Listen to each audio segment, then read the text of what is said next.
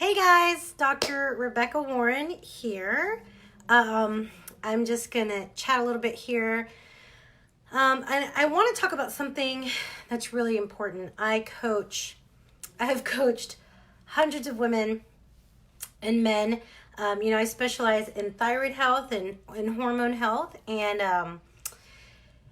what I found through the years is that this topic that I'm going to talk about will be the defining thing versus someone who creates and has disease and someone who doesn't. And so, I wanted to get on here. Tonight we had our office hours, taking all precaution, sanitizing everything, making sure we have great antiviral essential oils. And then we came home, and then Dr. Nathan jumped on, and we have a private membership group. In our private membership group, it's all women. Every month we release courses, we release digital courses, videos and documents on a topic for women and on a topic for kids. So every month you get, to learn about some of the most commonly asked questions that we have for women's health and for kids' health. And we have a private Facebook group for that. So tonight they got to get a live Q&A with Dr. Nathan, where they got to submit questions and ask him questions, and he answered it for them and interacted with them. And so I watched the kids while he did that. And then now I get to do this while he watches the kids. But I wanted to get on here tonight and just really encourage everyone with everything that is going on. There's a lot of things that are completely unpredictable. There's a lot of things that you might not have a lot of control with.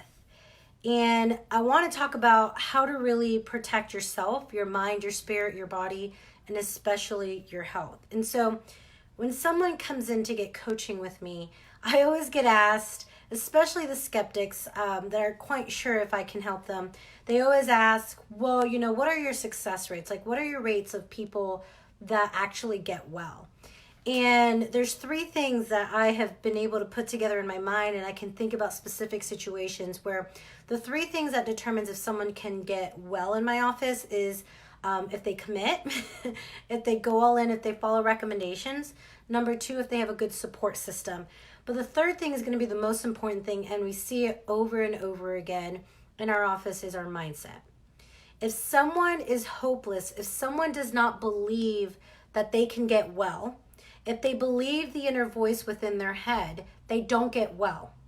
And we had to learn that as young doctors the hard way. Like, we could have someone in my office, 80 years old, severe degeneration in their spine, and they come in and they trust the process. They know their body's created to heal, and they commit themselves, and then they see amazing results.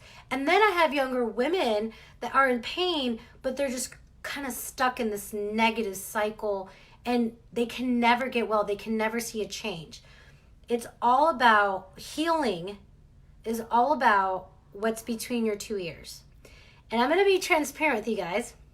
It's really funny that Dr. Nathan asked me to talk about this, because this is something that I had always struggled with throughout my life. My own health history involved being diagnosed with thyroid cancer, diagnosed at the age of 19. And then whenever I would go hypo, because I was just put into this medical system that wasn't able to help me, I would struggle with anxiety, and I would struggle with feeling down and depression. And it was really hard for me to understand why it was happening. It was really hard for me to put two and two together and realize that, man, there's something going on internally that needs to change. And so struggling with anxiety and struggling with depression, it's not an easy fix. It's not a pill that's just going to fix everything. You don't have to believe me. The studies say it. Like, these things are not going to fix it. Struggling with depression and anxiety, it's a layered thing. But the one thing I know, guys, is I've listened to a ton of people. I've listened to pastors. I love listening to Stephen Furtick, Timothy Keller. I listen to Zig Ziglar, Joe Dispenza, Wayne Dyer. I mean, there's people that, do Tony Robbins. And let me go ahead and tell you guys something. What I've noticed after listening to all these people that have a different approach is they're all teaching a truth, and the truth comes from God. whether you believe it or not, whether you follow it or not, it's going to manifest. It's going to happen in your life.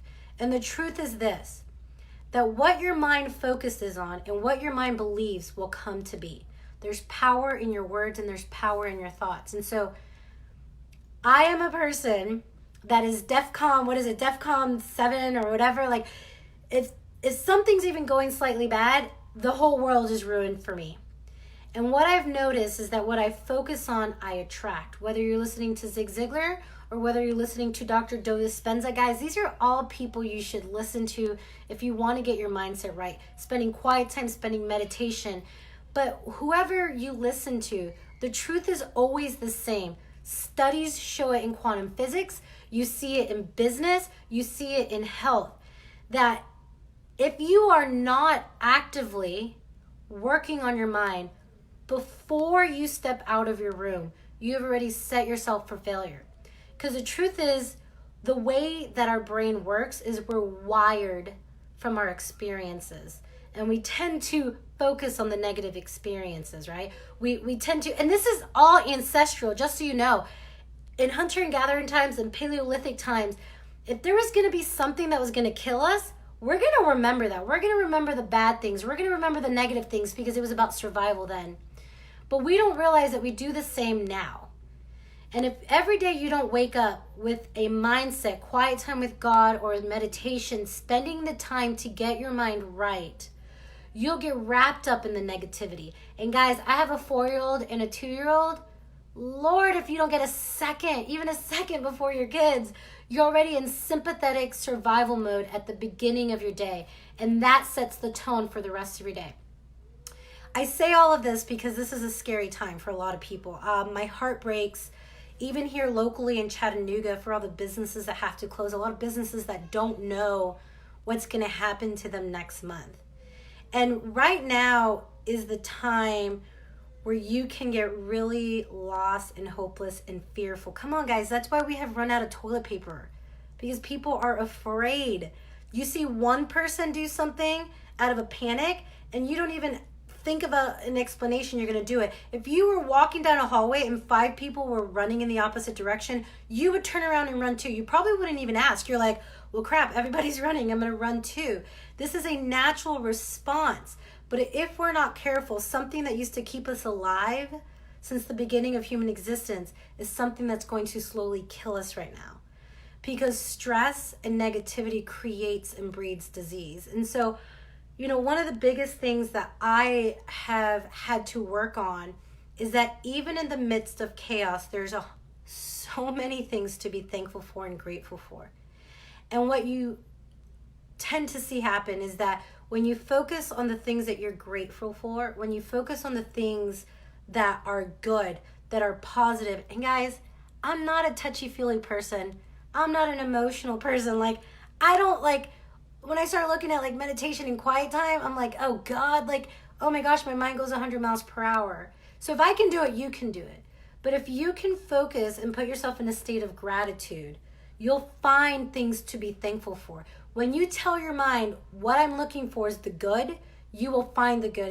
And that's a quote actually that a lot of people have shared from Mr. Rogers, from Mr. Rogers' Neighborhood, is that he said, there's a quote about how in every difficult situation, you can always find the good. You can always find people doing good. And so in the chaos of everything, the last thing you want is to lose yourself, to lose your body, to lose your health to something negative. And I'll never forget reading something. I don't remember what book it was from, but it was talking about, why don't you take a second in difficulties, take a second and write yourself a letter. And think about all the times that you've had difficult things in your life and you've survived. Guys, you have each and every one of you guys have not only survived, but you've made it to this point. And for some reason, in the midst of chaos, we lose sight of how we've overcome things. And so we lose sight that we can overcome things, okay? So focusing on the fact that, number one, you have made it here. That means you have survived very, very, very difficult things throughout your life. The second thing is that there's things to be thankful for. There's things to look at. And when you look at those things, you attract those things. You put it out into the universe and it comes back. And guys, sounds weird me saying out into the universe and back, but listen, after reading and hearing the studies by Dr. Joe Dispenza, he shares about it, about the quantum field and how you influence your atoms and the energy around you. This is science, and this is from God, that we think, and what we think becomes true. And so one thing I want to encourage is during this time, you still have to focus on your health. Listen, chronic disease doesn't happen when things are going well. And people are usually like, what? Like when people get coached by us, like we say like, no, I want to help you during the stressful times. Because what tends to happen when you're overwhelmed and you're stressed, the last thing you think about is eating well, protecting your body, and moving and exercises. But what you don't realize is that's where cancer begins, and that's where heart disease begins, and that's where diabetes begins, and hormones and estrogen and progesterone. That's where it begins. Because when you are already stressed, you're having a cortisol response. And then add into that choices that feed disease, like binging on sugar and becoming stagnant and staying inside and staying in front of the TV. And those things, those are the catalysts to disease 5, 10, 15 years down the road. But this is what I say, this is what I teach, is that when things are going crazy, it's not the time for you to do strict 20 grams or less carbs of keto, and you're doing 5 days a week, and you are restricting everything. That's not when you do that. What you do right now in the midst of the chaos is you pick 2 or 3 things that you are going to commit to. Listen, right now, I'm going to commit to getting outside with the kids for 30 minutes. Even though I'm going to have to drag them outside, I'm going to commit to doing that for 30 minutes. Right now, I'm going to commit to paleo. Right now, I'm going to commit that there's not going to be any sugar in our house. Guys, there's no reason for you to stock up on crappy food. There isn't a shortage of food. In fact, I've gone multiple times to the grocery store, and I've seen lots of veggies and berries and fruit and like almond flour stuff. So what you want to do, commit to doing something like paleo. Yeah, and today, Lydia's like, today was a beautiful day to get outside. That's when and you can do social distancing, guys, outside. But commit to three things, and that's it. Don't do anything else. I mean, yeah, maybe, you didn't work out every day this week. Maybe you didn't stick to the keto exactly. Listen, all you need to do is think about right now, how can I nourish my body? How can I take care of what God's given me? How can I protect my mind, and how can I protect my spirit? And you do that by committing to 3 things for your health, and then let go of everything else. You let everything go. And especially if you guys are women and you're watching this, there can be a lot of, it's not guilt, it's shame. There's a difference. Brene Brown, my girl, I love her. Guilt is something that you do. Oh man, I made a mistake, or I didn't do this. What tends to happen is we can be really, really hard on ourselves. And our inner conversation about what we did or didn't do with the kids, or what we did or didn't do with our health, and what we did or didn't get done, or what we're doing to protect ourselves. There's a lot of shame that can happen in our mind. And a lot of the conversation is about being failure. You're not good at this. You're a bad mom. You're not a provider. If there's, parents that work outside of the house and they're stressed out about that.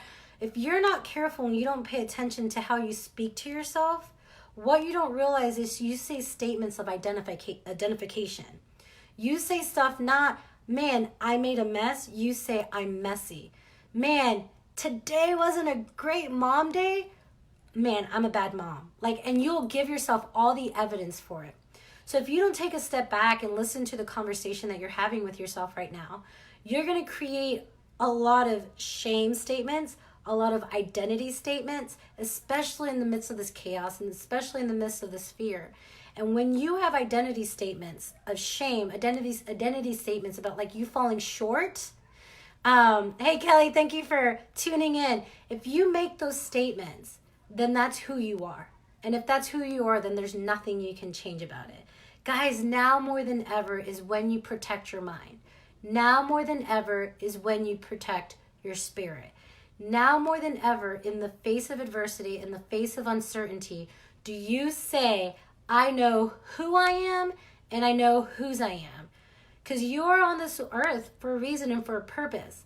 You're on this earth to live this full life. And so there's a lot of things, again, that's going on. There's a lot of things that we don't know what things are going to look like in 30 days, but you cannot control your environment. You can control how you respond to your environment. And let me go ahead and say, I'm not going to say it's going to be easy, and I'm not going to say it's going to be perfect. But there's this book called Atomic Habits, which I recommend everyone read. Now, Atomic Habits talks about how you actually make habits, okay?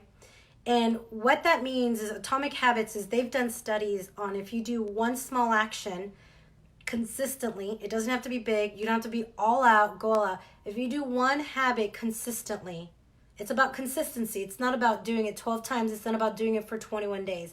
But if you do it consistently, then you create neurons that fire together. And when you keep on creating neurons that fire together, they bundle together. And when they bundle together, it becomes easy to do. It becomes a habit. So if every day, even if it's 5 minutes before you step out of your room, you take a moment to breathe for 5 minutes. You take 5 minutes and listen to a worship song. You take 5 minutes and you listen to meditation. You take 5 minutes and do a gratitude journal. And if you do that consistently, guys, you're not just changing your spirit and how you feel, you're physically changing your brain. There's an artist, everyone always laughs at me in the office because I don't know who this guy is. If I say the song, you guys will know, it's the guy who sang Rhinestone Cowboy.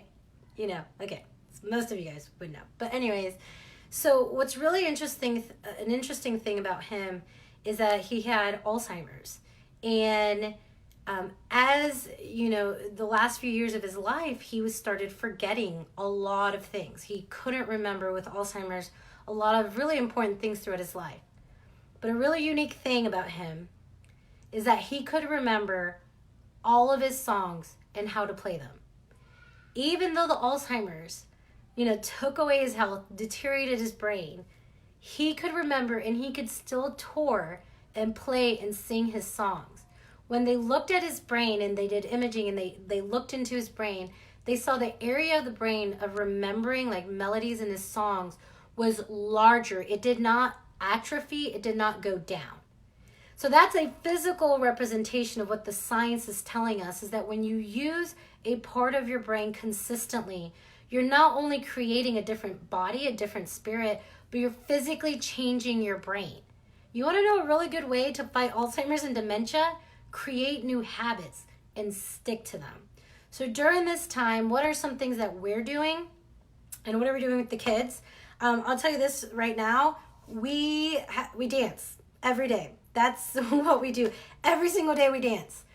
Because even if we're feeling like crap, music can change your feelings, your mind, and your spirit. And you want to talk about kids?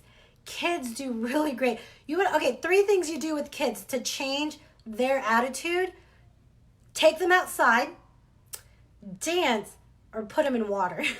Those are 3 things that has been shown to change the way a child responds. So what do? I'm trying to see if my journal is here. I do have a Rachel Hollis journal called the Start Today Journal. And every day I wake up, focus on multiple things that I'm grateful for. And then I focus on 10 goals and 10 dreams of mine. And what I found, I reluctantly started doing that because I don't like journaling. I also don't like feeling like I have to wake up and do something.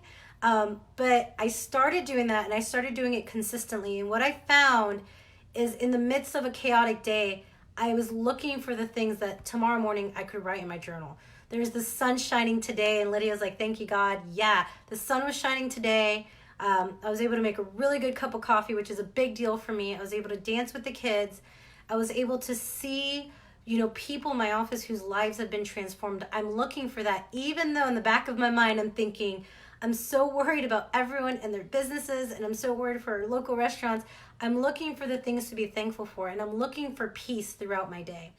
So every morning we start off with journaling.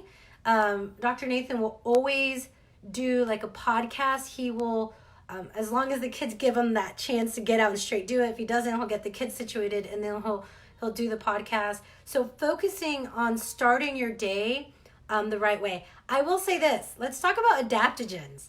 let's talk about some supplements, because everyone likes supplements to help you with stress. Okay, so we really, really love adaptogens, and so this is what we're focusing on when we're looking at supplementation. This is what we're looking at, not just supplementation, how we eat, in our mindset. So the HPA axis, hypothalamus, pituitary, and adrenals. The hypothalamus looks at our environment and determines how things are.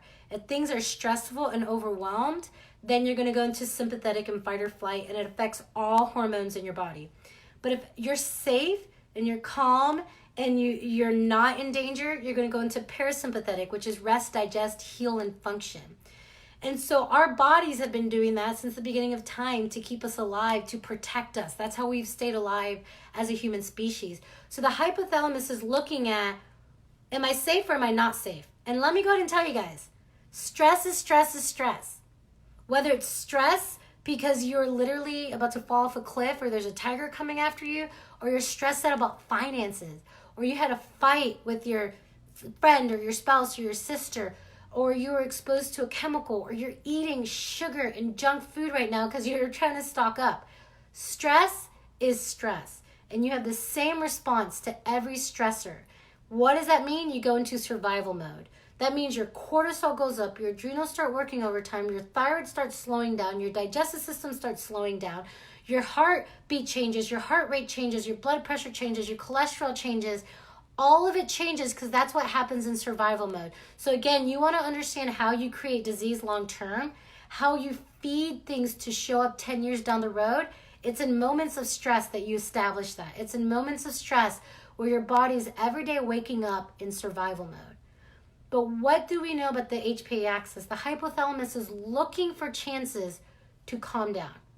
It's looking for opportunities to go into parasympathetic so it can, regroup and heal and function. And so what I find is that a lot of people will feel anxious. And like today, I spoke with someone in the office, and I knew she, there was some anxiety there, and I asked her about it, and she got emotional, and she was like, yeah, I am, and I don't know why. And I'm like, let me guess. And they're saying it's all in your head. And she's like, yeah, if your body is perceiving that these stressors around you are real, whether it's tiger or whether it's financial stress, whether it's tiger or whether it's fear of this COVID-19, stress is stress, your body's going to go into sympathetic. So your job to best equip your body is to get your body into a parasympathetic, a balanced. Okay? How do we do that? We work in our family, in our office, chiropractic adjustment helps us adapt. We remove the interference, and not just removing pain, but we're influencing function. Another thing, like I told you, is meditation, spending quiet time, regrouping, calming down, breathing. You can do stuff like grounding, going outside barefoot, 15, 20 minutes barefoot, especially if the sun is setting. You get the most charges and ions there, okay? You can do box breathing, taking deep breaths in, and controlling your breathing. You can do things like adaptogens. Let me talk about two different things that I absolutely love that would be really helpful for you guys. Vitamin C and adaptogens. So let me talk about adaptogens. So the purpose of those herbs are to help balance out cortisol levels. They help you adapt. And the thing with adaptogens, we love StressRx. StressRx is a brand we use. Cordyceps, rhodiola, and ashwagandha. And what I found the best response with is two different things with adaptogens. Number one, the right mix. It depends on what you're trying to use it for. So there's things like maca and other adaptogens that you can use. We have seen really great results with cordyceps, ashwagandha, and rhodiola from StressRx. And so this is the second thing to understand about adaptogens. The way you would take adaptogens, it's according to your cortisol response, okay? So what does that mean? It means that if you're really, really, really stressed and you take 2 capsules, you're probably not going to see anything, okay? Your cortisol's depleted or it's over the top. You have to take enough adaptogens to deal with your cortisol response and where you are at. So if you're feeling sick, if you've been injured, if you're overwhelmed, if you're stressed, with StressRx, you can take 4, 6. I've had people take 4 to 6 when work is crazy and feel a really great difference. And Lydia, you said you love StressRx. I do too. But you want to take enough of it where you start to notice you can see your body calming down. So if that's 6, you take 6. If that's 2, you take 2. If you have to split it out throughout the day, you have to find the right dose for you. The second thing, which I understand is going to be really hard to find, in our office, we're getting vitamin C next week. Our online store should be stocked or will be stocked here in the next couple of days. Vitamin C, the reason why it's going, it's been sold out, because vitamin C not only is a powerful antioxidant, but it's something that's actively used to help fight viruses. So vitamin C, powerful antioxidant, but let me tell you what happens with vitamin C. Vitamin C works together with cortisol. So if your cortisol is overwhelmed and you're just really chronically stressed, your vitamin C is going to be depleted. They work, opposite of each other. So if you want to not only, strengthen your immune system and help fight it against, viruses and bacteria, infections, you want to take a bioavailable vitamin C. You also want to take enough to reach your threshold for what your body needs, and then to also support and replenish your adrenals. So vitamin C is powerful on so many levels. We use Designs for Health, buffered vitamin C, Quicksilver Scientific liposomal vitamin C, and Dr. Makoto liposomal vitamin C. We're getting 2 of those in our office next week, and we'll have it on our Wellevate store. So these 2 supplements are really powerful in helping with adrenal support and bringing down your body, and bringing down kind of like your stress response. So we're supplementing like crazy with vitamin C. We're so excited to be getting some extra vitamin C in the office. Getting outside, getting oxygen flowing, reconnecting with nature. The sad thing is that we're so disconnected that you don't even realize what you're missing out on. So now they're going to do studies to tell you how beneficial it is to get outside. So I want to encourage you guys. I also want to give you guys, again, a lot of people that I listen to, that I read, Pastor Timothy Keller, Stephen Furtick, 2 very encouraging spiritual men that we follow, that we listen to. Dr. Joe Dispenza, I love that man. Sufficiency is also a really, really, really great brand. We just haven't been able to get it for a hot second, but Sufficiency is a really good brand of vitamin C. So we got both of those. Dr. Joe Dispenza, guys, you want to know the emotion behind, he's got that touchy-feely side, if you like that, but he also has that science side to prove to you that your crappy thinking creates a crappy life. And so if we can't control what's going on with this virus, and we can't control getting out of our house, we can control what's happening internally. We can control the disease that can be created inside of our bodies because of stress. And Dr. Joe Dispenza will show you that. I think his book is called Becoming Supernatural, and You Are the Placebo, but Becoming Supernatural shares a lot of those studies. Wayne Dyer, Zig Ziglar, really awesome. Just thinking right off the top of my head. That's what I'm thinking about right now. So anyways, I want to encourage you guys. We love and care about each and every one of you guys. And Sunday night, I'm planning on going live and teaching on a subject. Right now, everyone that's filled out my survey has said they wanted me to continue and do my talk on Facebook Live on Sunday night, which is going to be autoimmunity, immune system, and thyroid health. So how do you protect your body and encourage healing, especially if you have a thyroid issue? And what is autoimmunity and, all these infections, how to best prepare yourself for that, and how to best protect yourself. So thank you guys for tuning in, and have a good night. We'll see you next time.